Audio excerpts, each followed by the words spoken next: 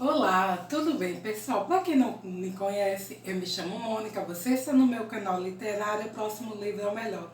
Desde já eu peço, se você não é inscrito, clique no botãozinho para se inscrever, ative também as notificações, assim, todas as vezes que eu lançar um vídeo novo, você saberá. Curta esse vídeo, comenta e deixa um recadinho aqui para mim. Se você gostar tanto assim desse conteúdo e quiser me ajudar no engajamento, compartilhe no Zap com uma pessoa amiga, aquela pessoa que você sabe que gosta de livro, de literatura e de programas culturais. Através dessa tua ajuda, através desse teu engajamento, meu canal irá crescer. Se você não me segue no Insta, segue lá, @mmonica_carneiro, assim mesmo, com 2 M's, 2 C's. Entre outras coisas de minha rotina, eu falo sobre livros. Vou deixar também na descrição do vídeo o meu Scooby, caso você queira me adicionar, tá bom? Deixando de lado essa questão dos recadinhos, hoje eu vou falar desse livro aqui maravilhoso, A Letra Encarnada, do Nathanael, o autor, né? Eu acho que se pronuncia assim, não tenho certeza. Nessa edição maravilhosa, lindíssima, que eu ganhei no ano passado de presente do Clube de Literatura Clássica. E é uma história maravilhosa. Eu queria muito ler esse ano, antes do 8 de março, do mês de março, porque eu queria de fato falar um pouco nesse mês sobre essa temática, né? 8 de março foi comemorado o Dia Internacional das Mulheres e eu não gosto muito de algumas dicotomias, sabe? Eu costumo dizer que eu não acredito muito nos ismos. E o feminismo é uma das pontos que eu também não acredito. Apesar de compreender, entender as lutas, eu não gosto muito dessa coisa de alguns movimentos, porque eu acho que incorrem alguns erros pelo excesso, pecam pelo excesso. Mas não desmereço totalmente. Eu gosto muito de falar que eu acredito nas demandas femininas, né, que a gente tem que se propor a um diálogo do ser mulher, independente de qualquer movimento, e nesse ser mulher, aquilo que nos é comum, aquilo que nos é importante como um enfrentamento para as questões mesmo da mulher. E eu acho que essa obra, ela ilustra muito bem isso. Foi um livro publicado pelo Nathanael no século XIX, 1800 e tarará, e eu imagino que tenha causado um grande rebuliço, porque é uma obra muito instigante no sentido de refletir sobre as reações da sociedade em relação a condutas ditas como imorais, praticadas por homens e mulheres. E nesse livro a gente percebe que esse peso ele tem um equilíbrio destoante. E foi uma leitura maravilhosa, pessoal. Para quem não conhece, ele conta a história de Esther Prynne. Esther, ela mora nos Estados Unidos e aí ela vai para a Europa. E ela é uma mulher casada, só que no início da história não mostra a figura do marido dela. O marido dela é um homem muito inteligente, muito culto, mas também muito ocupado. E ele deixa ela aí na frente e ele está viajando aí pelo mundo, nas suas pesquisas, nos seus estudos, resolvendo algumas questões. Ele é um físico, um estudioso, e por isso ela vai para a Europa só e fica na guarda dele. Só que nessa espera, ela acaba cometendo um crime. É considerado na época um crime, que é o adultério.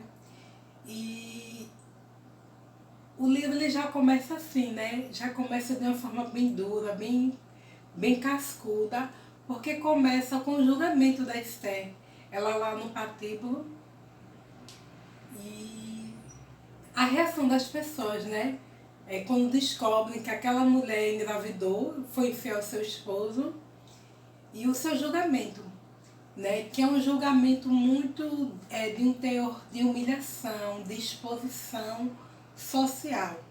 E aí eu separei um trechinho Ele tem ilustrações belíssimas. Olha que coisa mais linda. E eu separei um textinho para ilustrar isso para vocês. O livro em si ele tem muitas citações muito interessantes. E diz assim: dizem, disse outra, que ao reverendo mestre Demi Style, o seu bom pastor tem pesado muito que tal escândalo caísse sobre a sua congregação. Os juízes são homens tementes a Deus, mas de demasiada misericórdia. Acrescentou a terceira matrona, de aspecto outonal também.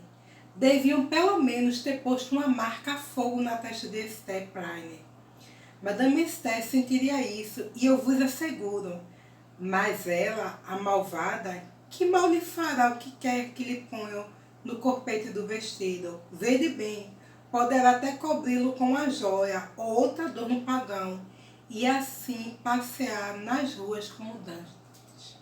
Esther, ela, lá naquele patíbulo, ela é exposta durante 3 horas ao escárnio e à humilhação pública, e ela é condenada a usar, né, sob sua roupa, como adorno mesmo, uma letra, um A, né, encarnado, que demanda o crime que ela cometeu, que seria de adultério. E aí já existe aquele comentário entre as mulheres e as pessoas da época, que aquilo ali é muito leve, que era para ela ter sido levado uma marca mesmo de ferro na testa para ficar visível, que aquela marca sobre a roupa ela pode até esconder, e elas acham injusto, né? E ela fica naquela situação de vexame, de humilhação, mas continua assim.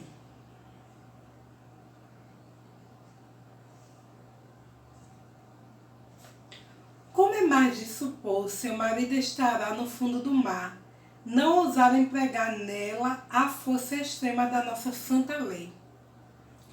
A pena dela é a morte, mas em sua grande misericórdia e brandura de coração, condenar a senhora Prynne só que estivesse um espaço de 3 horas na plataforma do Pelourinho, e que então e depois, por todo o resto da sua vida natural, usasse um sinal de infâmia sobre seu peito. E aí eles decidem não matá-la, porque o marido está viajando, e aí eles decidem isso, a humilham durante 3 horas, e depois ela é condenada a usar aquela letra, né? Para realmente ela está sendo sempre vista, apontada pelas pessoas por causa do crime que ela cometeu. E aí ela é liberada. E a gente tem que pensar que é uma sociedade puritana da época, né, em que as liberdades elas eram muito restritas, e que a liberdade da mulher em si e tudo que envolvia o ser mulher era muito mais restrito e complexo, né? A mulher ela era um ser que era criado para ser esposa, mãe e uma serva de Deus, né? E Esther, depois desse julgamento, ela decide se recolher. E ela vai morar na floresta, né? E ela fica lá na floresta, mas ela continua, vez por outra, indo para a cidade para fazer algum trabalho, alguma coisa. Ela costura, borda muito bem, e mesmo assim as pessoas continuam solicitando os serviços dela.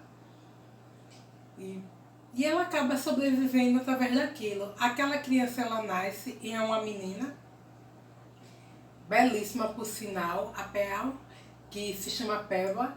E aquela menina, ela vive muito isolada com a mãe. E ela meio que tem uma fascinação por aquela letra da mãe sobre a roupa, e ela não entende o porquê tão isolada. Mas ela também é uma menina que, pela própria bagagem de vida, pelas pessoas hostilizarem, né, muita mãe, e ela também, e as outras crianças não se aproximarem, ela também se torna uma criança bem dura, bem embrutecida, e fica Esther lá muito vivendo a vida dela em cima daquela filha, né? E tentando dar-lhe o melhor de criação, de sustento, de tudo mais. Num dado momento, o esposo de Esther, ele volta. E aí, quando ele volta, ele vai se deparar com a Esther. E aí ele diz que já que as pessoas ali naquele lugar não conhecem, ele não quer que ela revele qual é a identidade dele. Que a gente já vê no início da história, que é o Roger Schillingai. E aquele homem, ele é um homem muito duro e ele fica obcecado por causa do que aconteceu, no sentido de se vingar da Esther. E se vingar do amante da Esther, porque a Esther, ela se recusa firmemente a não revelar a identidade daquele homem, do seu amante. E o pai da menina. E as pessoas especulam, mas de alguma maneira aceitam, porque ela já foi condenada.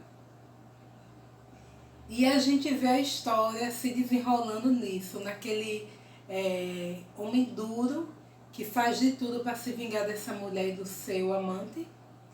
E a Esther tentando viver a vida dela com a pequena Peal, só que procurando de todas as maneiras mudar de alguma maneira o pensamento das pessoas em relação a ela. E ela procura, depois daquele evento, a cada dia ser mais virtuosa. E é engraçado porque no início da história a gente vê a sociedade muito enfurecida com ela e achando pouco a punição, querendo algo mais severo, mas depois a gente percebe alguma mudança de olhar da população em cima da Esther. E é muito interessante isso. E eu vou ler esse trechinho para vocês porque eu achei super, super divertido. E fala assim: vedes aquela mulher com o sinal bordado? Diriam aos estranhos. É a nossa Esther, a Esther dessa cidade, que é tão boa para os pobres, tão dedicada aos doentes e tão meiga para todos os aflitos. Então, verdade seja a propensão da natureza humana de dizer o pior de si mesma, quando outra pessoa o encarna, os obrigaria a segredar o negro escândalo dos anos já passados. É como se as pessoas não se lembrassem mais do que aconteceu, do que a Esther fez, e as pessoas começam a oferir a ela até virtudes. E é engraçado essa mudança de mentalidade. O mais engraçado é que o Sr. Schillingai, ele continua no seu objetivo de se vingar da Esther. Eu queria mostrar outras ilustrações para vocês, porque achei todas muito bonitas. E né, no percurso da história, a gente vai acabar descobrindo quem é o pai da pequena Peal. E as pessoas também, elas descobrem, porque o Sr. Schillingai, com aquele seu objetivo de vingança, ele acaba conseguindo com que aquele homem seja exposto. E aí eu acho que é quando o livro ele faz explodir a nossa cabeça, porque a gente percebe a diferença da visão das pessoas em relação a Esther, ao que ela fez e como ela é condenada, e a percepção sobre o seu amante. Qual é a visão das pessoas sobre aquele homem? Será que é tão severo? Será que é tão duro? Será que é tão condenatório?